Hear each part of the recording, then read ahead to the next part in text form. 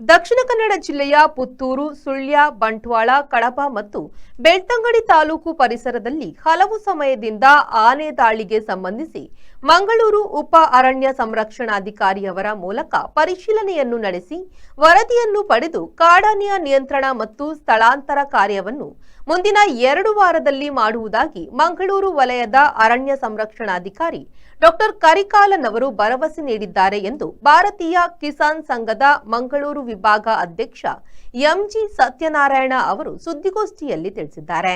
ಅವರು ಪುತ್ತೂರಿನಲ್ಲಿ ಸುದ್ದಿಗೋಷ್ಠಿ ನಡೆಸಿ ಮಾತನಾಡಿ, ಪ್ರಾಣಿಗಳ ಹಾವಳಿಯಿಂದ ರೈತರು ಬೆಳೆಸಿರುವ ಕೃಷಿ ಉತ್ಪನ್ನಗಳು ಸಂಪೂರ್ಣವಾಗಿ ನಾಶವಾಗಿದೆ ಮತ್ತು ಅಲ್ಲಲ್ಲಿ ರೈತರ ಜೀವನ ಹಾನಿಯಾಗಿರುವ ಕುರಿತು ಜೂನ್ 6ರಂದು ದಕ್ಷಿಣ ಕನ್ನಡ ಜಿಲ್ಲಾ ಅರ್ಯಡ್ಕ ಗ್ರಾಮ ಪಂಚಾಯತ್ ಸಭಾಭವನದಲ್ಲಿ ರೈತ ಸದಸ್ಯರ ಸಭೆ ನಡೆಸಿ ಜೂನ್ 7ಕ್ಕೆ ರಾಜ್ಯ ಸರ್ಕಾರದ ಮುಖ್ಯ ಕಾರ್ಯದರ್ಶಿ ಹಾಗೂ ಸಂಬಂಧಿಸಿದ ಇಲಾಖೆಯ ಪ್ರಮುಖರಿಗೆ ಮನವಿ ಮಾಡಿದ್ದೇವೆ.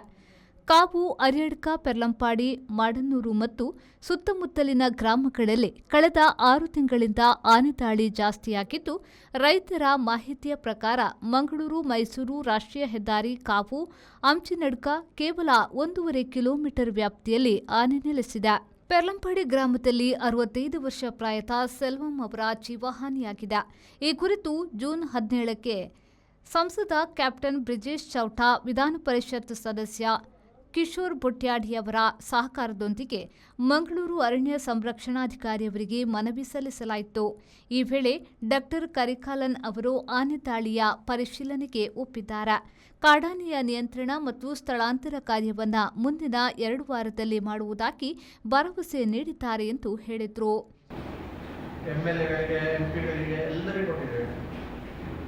ನಮ್ಮ ಮೀಟಿಂಗ್ ನಾವು 2-3 ಮೀಟಿಂಗ್ ಕರೆದು ಮುಂದೆ ಮಾಡುವಂಥ ನಾವು ತೀರ್ಮಾನ ಮಾಡಿದ ಪ್ರಕಾರ MP ಅವರಿಗೆ, ಬ್ರಿಜೇಶ್ ಚೌಟಾ ಅವರಿಗೆ ಭೇಟಿ ಆಗಲಿಕ್ಕೆ ಅಪಾಯಿಂಟ್ಮೆಂಟ್ ತಗೊಂಡು, ಅದೇ ರೀತಿ ದಕ್ಷಿಣ ಜಿಲ್ಲೆಯಲ್ಲಿ ಕನ್ಸರ್ವೇಟರ್ ಆಫ್ ಫಾರೆಸ್ಟ್ ಅಂತೇಳಿ ನೇಮಕ ಇದ್ದಾರೆ. ಅವರಿಬ್ಬರನ್ನು ನಿನ್ನೆ ನಾವು ಬೆಳಿಗ್ಗೆ MP ಅವರು ಭೇಟಿಯಾದರು, ಮಾತಾಡಿದರು. ಮಧ್ಯಾಹ್ನ ಮೇಲೆ 3:30 ಗಂಟೆಗೆ ಕನ್ಸರ್ವೇಟರ್ ಫಾರೆಸ್ಟ್ ಅವರು ಭೇಟಿಯಾದರು. ಕರಿಕಾಲ್ ಅಂತೇಳಿ ಅವರು, ಡಾಕ್ಟರ್ ಕರಿಕಾಲ್ ಅಂತ IFS ಒಳ್ಳೆಯವರು. ಅವ್ರಿಗೆ ವಿಷಯ ಹೇಳಿದ ಕೂಡಲೇ ಅವರಿಗೆಲ್ಲ ಗೊತ್ತುಂಟು. ಅವರು ಫಸ್ಟ್ ಹೇಳಿದ್ರು, ನನಗೆ ಬೇಕಾದ 24 ಗಂಟೆ ಮಾತ್ರ ಆನೆಯನ್ನು ಅಷ್ಟು ಮಾಡಲಿಕ್ಕೆ ಅಂತೇಳಿದ್ರು. ಆದರೆ ನಾವು ವರದಿ ತರಿಸ್ಬೇಕಾಗ್ತದೆ. ವರದಿ ಅಂತ ಹೇಳಿದರೆ ಅದು DFO ಮತ್ತು ACF, ರೇಂಜರು, ಇನ್ಮೇಲೆ ಲೋಕಲ್ ಇವರನ್ನೆಲ್ಲ ಕರೆದು ಅಥವಾ ಮಾಹಿತಿ ಅಂತ ಹೇಳಿದ್ರು, ಒಂದು ಆನೆ ಎಲ್ಲಿಯಾರು ಅವರ ಸಂಗ್ರಹಕ್ಕೆ ಆನೆಯ ಇದಂತೇಳಿ ಏನು ಕಾರಿಡಾರ್ ಅಥವಾ ಆನೆ ಇರುವಂಥ ಅಲ್ಲಿಂದ ಬಂದದ್ದು, ಹೊರಗಿಂದ ಬಂದದ್ದು, ಎಲ್ಲಿ ಆನೆ, ಎಷ್ಟು ಆನೆ, ಇದು ದೊಡ್ಡ ಆನೆ ಅಥವಾ ಈ ಒಂಟಿ ಆನೆ ಅಂತ ಅದನ್ನು ನಾವು ಸ್ಟಡಿ ಮಾಡಬೇಕು. ಮಾಡಿ ಅದಕ್ಕಿದ್ದ ವ್ಯವಸ್ಥೆ ನಾನು ಮಾಡಬೇಕು. ಅದಕ್ಕೆ ಇವತ್ತೇ DFO ನಾನು ಕಳಿಸ್ತೇನೆ ಅಂತ ಹೇಳಿದರೆ ಅವರು ಕಳಿಸಿದ್ದಾರೆ.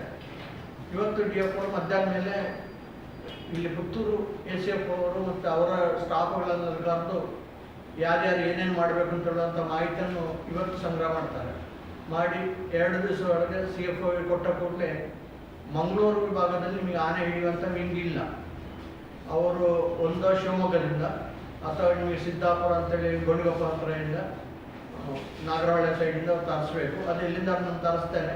ನನಗೆ 2 ವಾರ ಟೈಮ್ ಕೊಡಿ. ಯಾಕಂದರೆ ಒಂದು ರಿಪೋರ್ಟ್ ಬರಬೇಕು, ಇನ್ನೊಂದು ನಾನು ಸ್ಕ್ವಾಡ್ ಅಂತ ಹೇಳುವಂಥದ್ದು 108 ವ್ಯಾನ್ನಾಗ ಆನೆ ಹಿಡಿಯೋ ಸೆಟ್ ಅಂತೇಳಿ ಇದೆ. ಆ ಸೆಟ್ಟನ್ನು ಅವರು ತರಿಸಿ ಮೊನ್ನೆ ಗೋಣಿಗೊಪ್ಪದಲ್ಲಿ ಅವರೇ ಹೇಳಿದವರು. ಅವಾಗಲೇ ನನಗೆ ಗೊತ್ತಿದ್ದರೆ ಕಳೆದವರೇ ನಾನು ಆನೆಯನ್ನು ಕಳಿಸ್ತಿದ್ದೆ.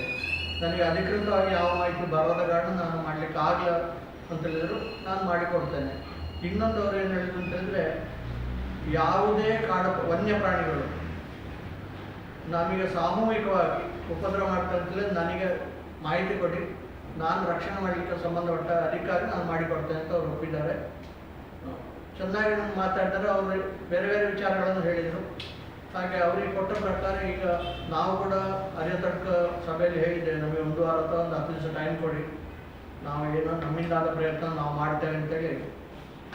ಸುದ್ದಿಗೋಷ್ಠಿಯಲ್ಲಿ ಭಾರತೀಯ ಕಿಸಾನ್ ಸಂಘದ ಜಿಲ್ಲಾ ಕಾರ್ಯದರ್ಶಿ ರಾಮಪ್ರಸಾದ್, ಪುತ್ತೂರು ಅಧ್ಯಕ್ಷ ಜನಾರ್ದನ್ ರೈ, ಸದಸ್ಯ ದಿವ್ಯ ಪ್ರಸಾದ್ ಕಾವು ಉಪಸ್ಥಿತರಿದ್ದರು. Praveen, V4 news, Puttur.